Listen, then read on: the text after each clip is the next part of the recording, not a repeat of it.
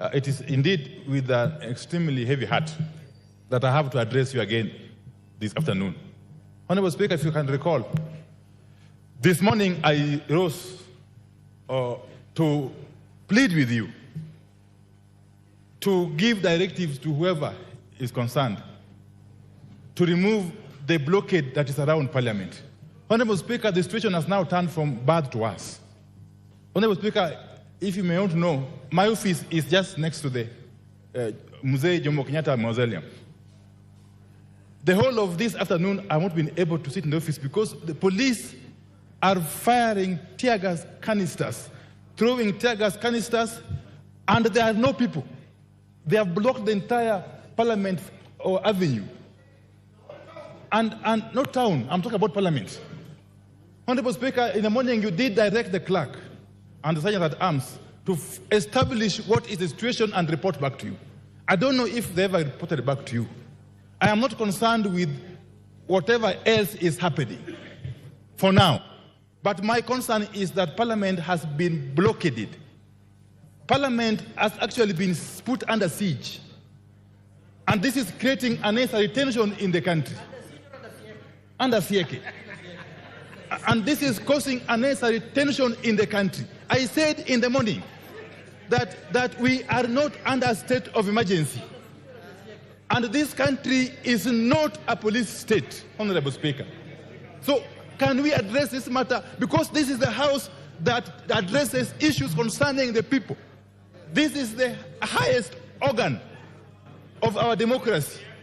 So could we basically get a report on what is actually happening and an assurance that this House remains independent and free to transact its business as mandated by the Constitution, Honorable Speaker. Otherwise, we shall be acting now under some kind of duress, because the members of Parliament will now be acting under coercion in whichever way they want to transact the business of the House, Honorable Speaker. I plead with you. Yes, Otienda Molo. Is it on the same issue? On the same issue? Give me the microphone. Thank you, Mr. Speaker. It's the same issue. Mr. Speaker, I want to confirm that I have just approached the precincts of Parliament. The precinct of Parliament is blocked from this side of Intercontinental. It is blocked from the other side of Protection House. If, even for us members of Parliament, Parliament is blocked, then what are we supposed to do? Mr. Speaker, it is not just the House of Parliament that is august. The precincts of Parliament is also august.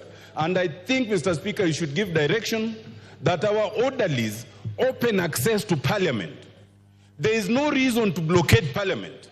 I know that we will vote. Those who choose to vote the way they choose to vote will be seen by Kenyans. We do not need to be shielded from Kenyans. Let this House be accessible. Thank you, Mr. Speaker. It's good that the leader of minority has raised that issue again. And I did ask the Inspector General of Police earlier this morning, why the blockade? Honorable Speaker, first let me set the record straight that there is not a single member of Parliament who is unable to access Parliament. Not just members of Parliament, that is why we are here in our numbers. Even our staff, parliamentary staff. Honorable Speaker, you could protect me from the shouting, or I could simply sit, and those who want to shout can shout. Order. Order, honorable members. Try and listen to each other. Majority Leader. Thank you, Honorable Speaker. I was saying not a single member of Parliament has been unable to access the precincts of Parliament. Not a single member of staff of Parliament has been unable to access the precincts of Parliament. And the Inspector General of Police confirmed to me this morning that there were organized groups who had planned to take siege, or what Honorable Junet calls siege, take siege of Parliament, and criminal elements who also intended to use the ongoing peaceful demonstrations under the pretext of the peaceful demonstrations, to access Parliament and cause harm to members of Parliament. Honorable Speaker, I said it is good the leader of minority has raised this issue, because at the end of the day, if any one of you or any of our staff members gets harmed in any way, we will point fingers at the same police officers whom we have bestowed the responsibility of ensuring our safety, Honorable Speaker. It is indeed true, Honorable Speaker. Order. He is responding to a point of order. Order. Order, Babu. We now take your seat. Take your seat. It is me to rule whether he's out of order or not you. Order, Babu Wino. Take your seat. You know, Honorable Speaker, we said the other day respect is earned, and you did indicate to us that even in this House, we must act with some decorum and some respect. And the same could be said of maturity, Honorable Speaker.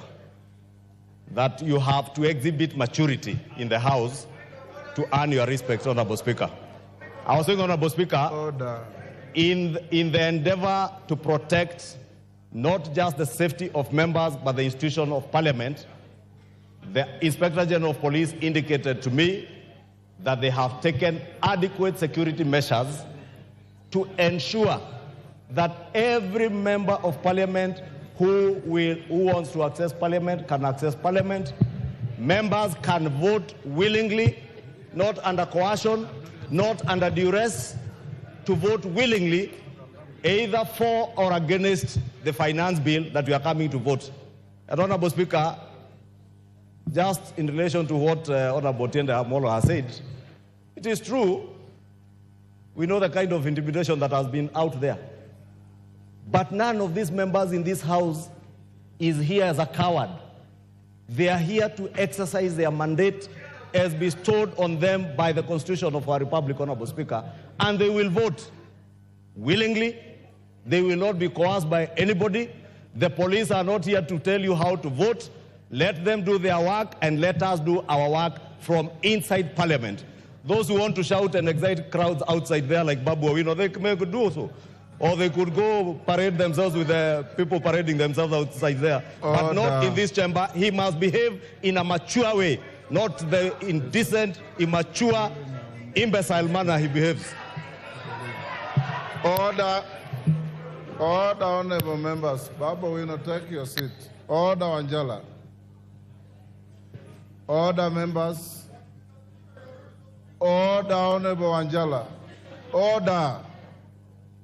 Honorable Angela, I will not deny you the right to vote on this bill by sending you out. Remain here and vote. Honorable members, I know that's what you are soliciting, and I'll not give it to you. Order, honorable members. Honorable members, each and every one of you has the right to be in this House to represent the people who send you here, to legislate for this country, and to oversight the executive.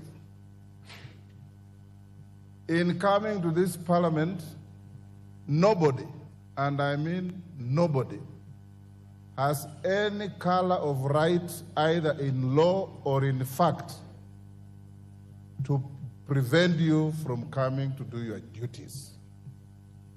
Seeing how many we are here, it is testimony to the fact that you came in freely.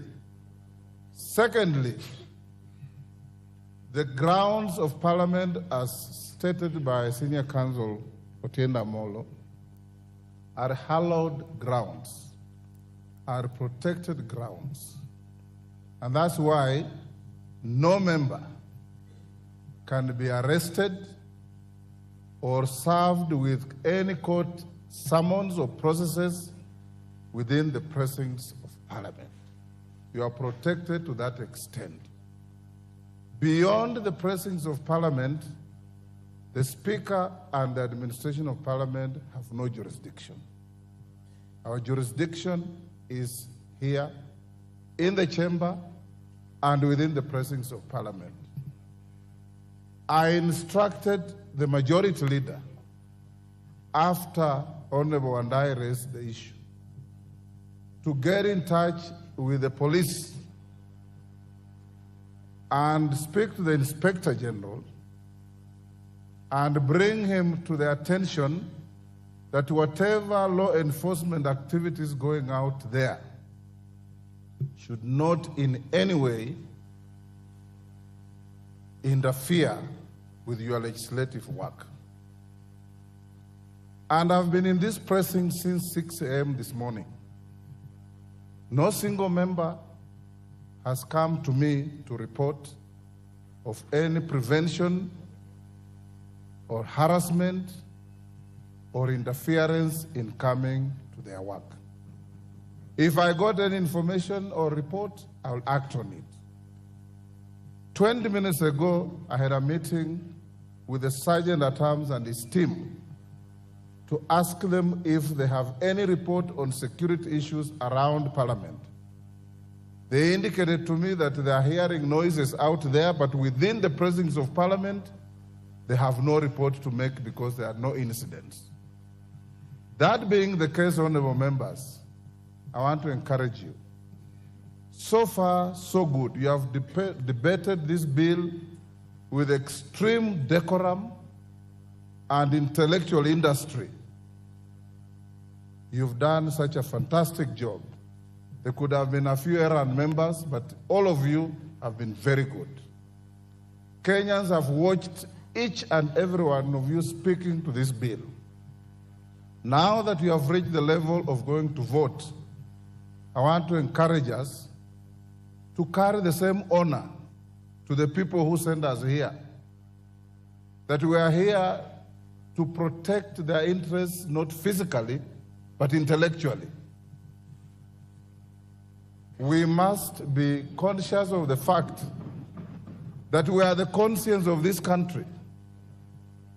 And being the conscience of the country, our conduct must constantly have in mind the fact that whatever we do here can have negative or positive consequences on the public out there. So we are going Order Wanjala. Order Wanjala. Having said that, I want to encourage members that there are still several members who want to speak to this bill. I promise that I'll give you 1 hour this afternoon. There is a small ruling I'll deliver on the issue that was raised by the minority leader. I'm waiting for it. I had just made some corrections.